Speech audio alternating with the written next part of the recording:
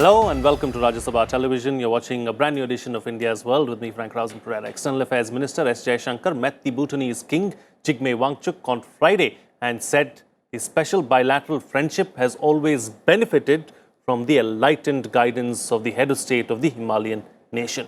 Jaishankar was in Bhutan for a day-long visit on Friday during his first overseas trip to the country after assuming charge of the ministry.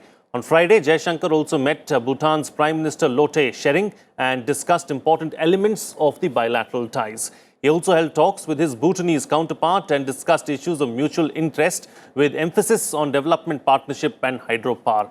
Bhutan has been a close ally of India and bilateral ties between the two countries are on an upswing in the last few years. Bhutan was Prime Minister Narendra Modi's first overseas visit after assuming charge in 2014.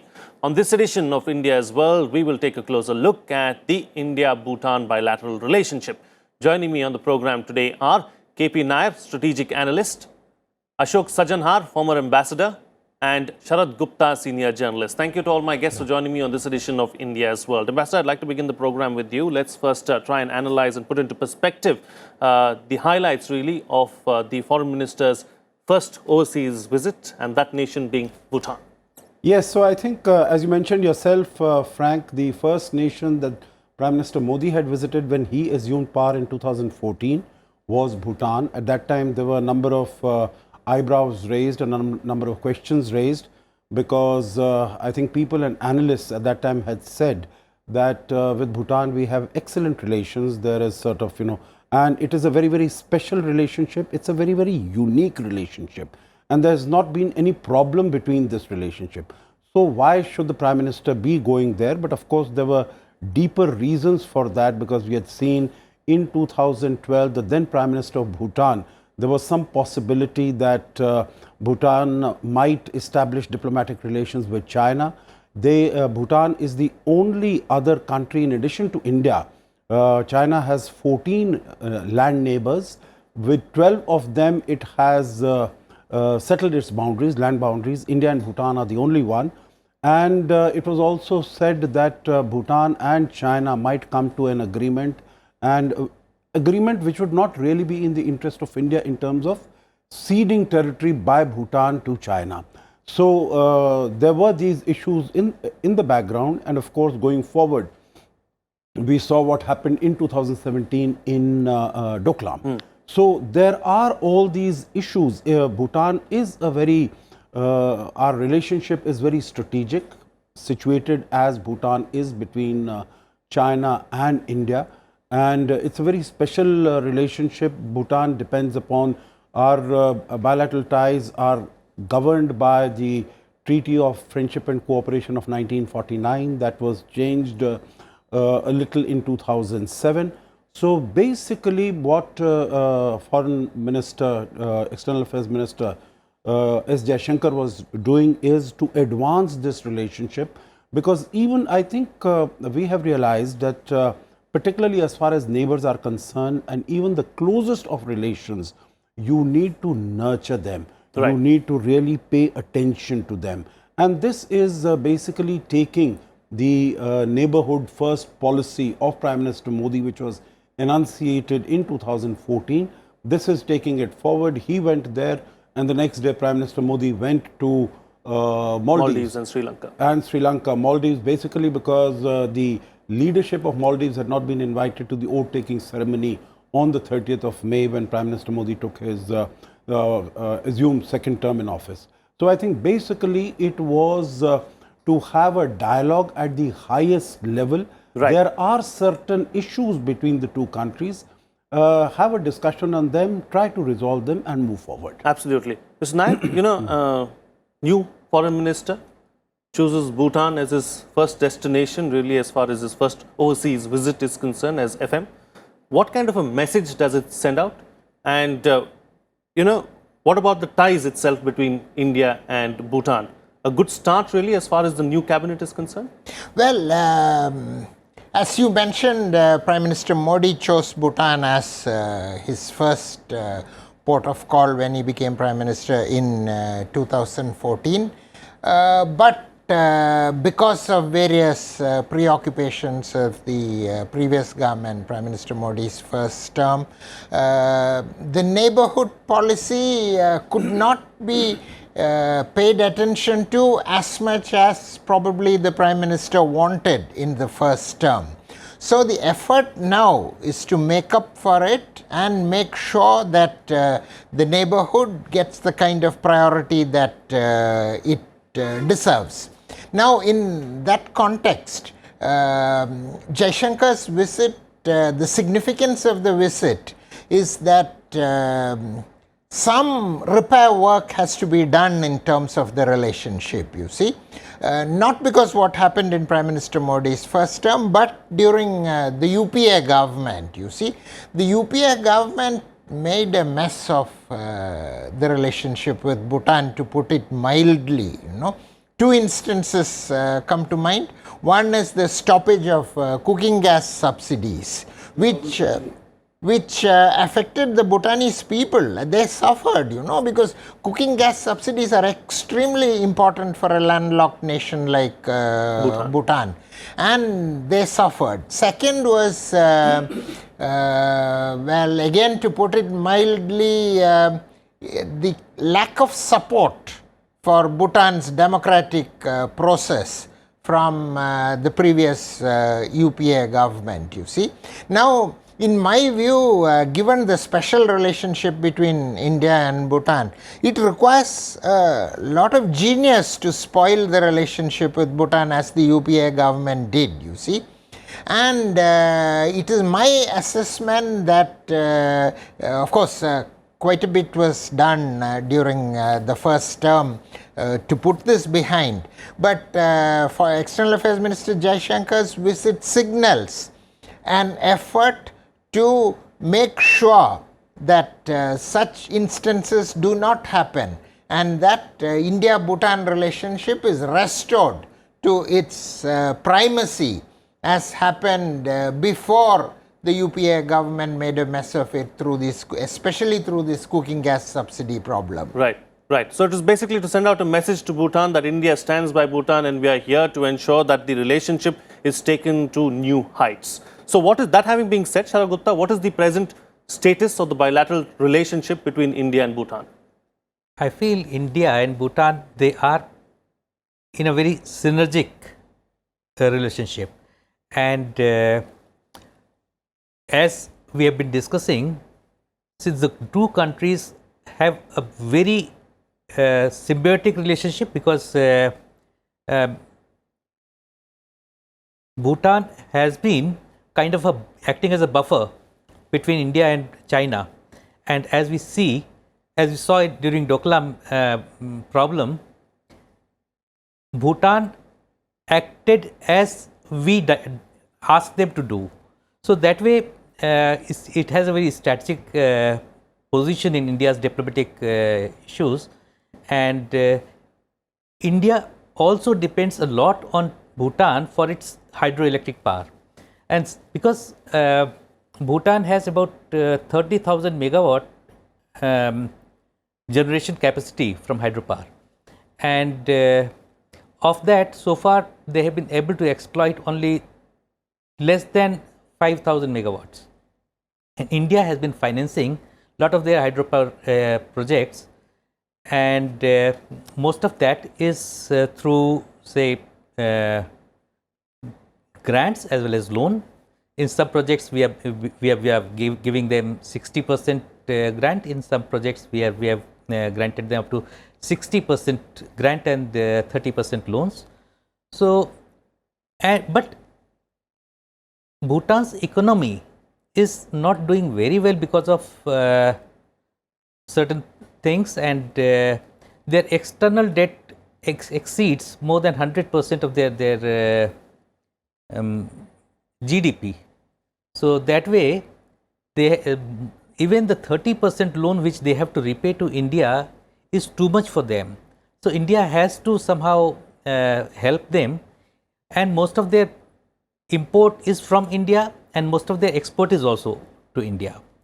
So that way, the two countries have a very zygotic relationship, and I feel Mr. Jaishankar's visit is going to boost our not only diplomatic relations but our economic relationship as well.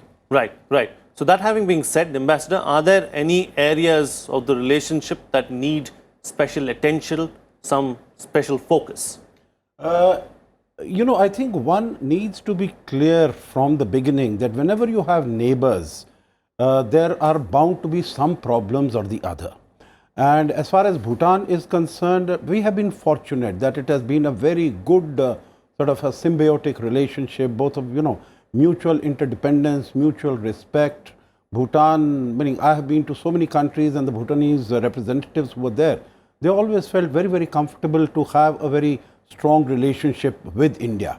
But of course, if you are looking at, you know, the most important element of the bilateral partnership is hydropower cooperation. And there, you know, as has just been mentioned, they have a possibility, a capacity of 30,000 megawatt, 30 gigawatts. Out of that, in 2006, we had entered into an agreement that we will build about 10,000 megawatt by 2020. At the moment, we have only 3 hydropower plants that are in operation, about 1,416. There are 3 that are being built, that is another 3,000 megawatts. Then 3 more that are also under construction, which is again 2,800.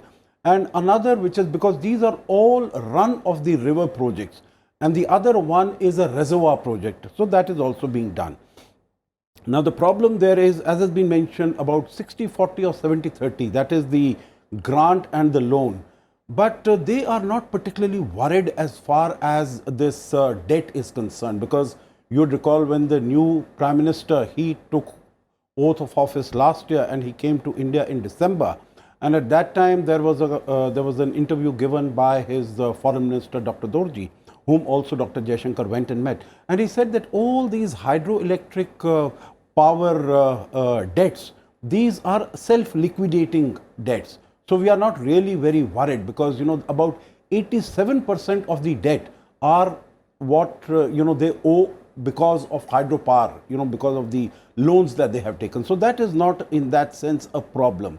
But I think there is one particular issue is on the tariffs. What are the rates at which energy will be supplied?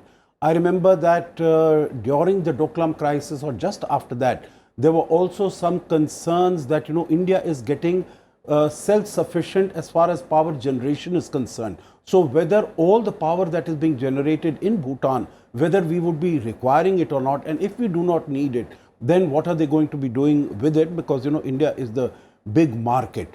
The other thing is they are very, you know, after all, they have started, launched this idea of gross happiness index. And in happiness index, you know, it is the socio-economic stability and environmental stability. So hydroelectric power projects, you know, how they are able to ensure that environment is also protected. So all these are issues that they want to discuss with India and seek the support of India. There, I think, is a small segment of population in Bhutan which, you know, sometimes feels that they are too constricted because of their dependence on India. And so whether normal relations with China, particularly because when they see that Nepal has got into this Belt and Road project and they are getting all this money, I'm sure they are not really looking at money, because the whole tourism sector in Bhutan is also very restricted. But they feel at least some elements of the population in Bhutan apparently feel that, you know, they could have greater say in their own determining whom they wish to have relations with, and particularly as far as China. So I think these are some of the issues that... So basically explore options and look the other way also is what some people within Bhutan are suggesting. So that having been said, Mr. Nair, so how big a threat is China for India in Bhutan? It is my view that we should eschew this temptation. We should reject this temptation to bring China into the Bhutan-India relationship, because at the end of the day, look at the relationship. Bhutan is our most reliable partner, you know. There is no country in the world that we can depend on for support more than Bhutan. When the nuclear tests happened, the first country which was unstinting in its support for India, when several other South Asian nations hesitated, was Bhutan. And then you must realize that again at the end of the day, in the United Nations, Bhutan has 1 vote, United States has 1 vote, Pakistan has 1 vote. So we should count on Bhutanese support, because it's a small country, we should not try to neglect it. And you know, Bhutanese, the kings, succession of kings, including the present king's predecessor, is an extremely wise man. He is acknowledged as a wise man. They know, the monarchy knows the limitations of what they can do with China, you know. So, I mean, Bhutan may want to have dealings with China. Who doesn't? Because China is a growing power, you know. I mean, in the not very far future, it will be the second biggest economy in the world after the United States. So, Bhutan, it's only natural that Bhutan would want to do some things with China, but that is never at the exclusion of India. So, why bring an irritant which is not there? So, it is my view that even if there is any fear of Bhutan moving closer to China, we should avoid discussing it in public, you know, and creating an issue out of it when there is none, because Bhutan is a very special relationship for us, you see, and Bhutanese have shown it time and again. They have shown it, you know. The day before, on the eve of External Affairs Minister Jaishankar's arrival there, I noticed that in the Bhutan Foreign Ministry organized an event in a monastery for the anniversary of BIMSTEC, the Bay of Bengal initiative, and 1,000 candles were lit in the monastery. The foreign minister went there, and I noticed that the foreign minister and the prime minister both issued statements, you know, in support of BIMSTEC. What does it mean? I mean, until Prime Minister Modi invited BIMSTEC leaders, everybody had forgotten that there was an organization like this. So, Bhutan is seeing India's objectives, its interests in reviving BIMSTEC, and they even went before Jaishankar arrived to have this ceremony, which means that they recognize Indian interests, in this case in BIMSTEC, and they are going out of their way to demonstrate support for Indian foreign policy, you see. So, when the relationship is good, why bring in elements like China, which if we need, it will be discussed privately between Indian leaders and Bhutanese leaders, but I am against discussing it in public. Okay, all right. So, India-Bhutan ties are in a good place and there is no need to bring an irritant in, is what you are suggesting. Let me go across to Mr. Gupta now. You know, as far as some of the projects that India has undertaken in Bhutan, you know, they have come under certain criticism because they have not been delivered in a timely manner. Could that be an irritant in the days and years to come? You know, as we were discussing, the problems in some of the projects, yes, but more than in at least one of the project, the reason is seismological studies. And after those seismological studies, it has been found that one of the project was in a vulnerable zone, and they had to alter the whole project. So that cost them somewhere around $3.5 billion. So there are some irritants, of course, in every project. Even when we undertake project in India, sometimes irritants come, and we have to overcome them. So India, in any case, is when granting them 70% grant, so they just have to be a 30% of the cost. So whatever the irritants, we are taking care of them, and we are helping them to overcome those problems. Yes, because of such things, the project got delayed by some 2.5 to probably 3 years.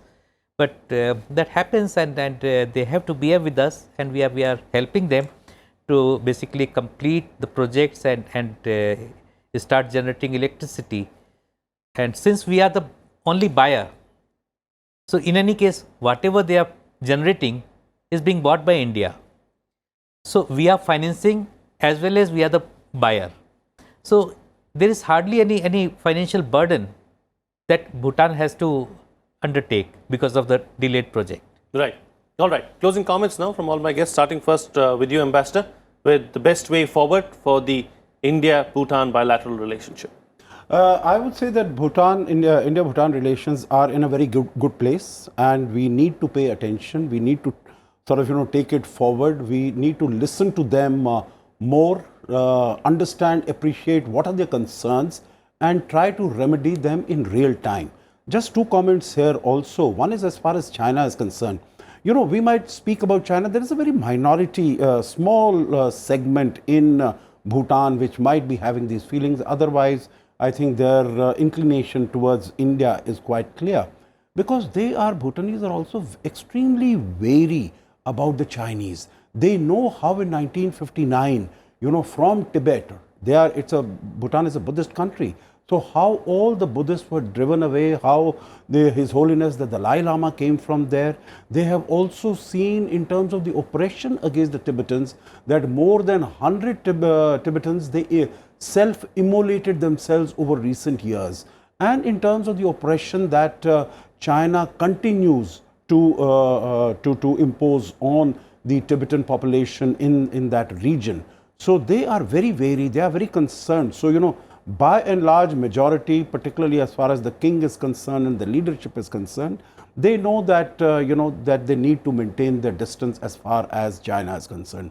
Also, one comment on the projects, for instance, when Prime Minister Modi went there in June 2014, he laid the foundation stone of a project, but that did not progress. No further work was done because some of the terms and conditions on the sale of electricity by Bhutan to India, there was a circular that was issued in 2016, which the Bhutanese considered was unfavorable to them. It is only when Prime Minister Lotay Tshering came here in December 2018 that this whole issue was sorted out, and now the work on that project has started. So there are these sort of delays that are taking place. Although India is cooperating and funding significant amount of their 12th five-year plan, but in the 11th five-year plan they had hoped to grow by about 10%, but because of these delays in the hydroelectric power projects, their growth was only about 6%. So I think these are the sort of issues that we need to take cognizance of and resolve them on a real-time basis, so that our relation can continue to grow and strengthen and solidify. Right. Mr. Nair?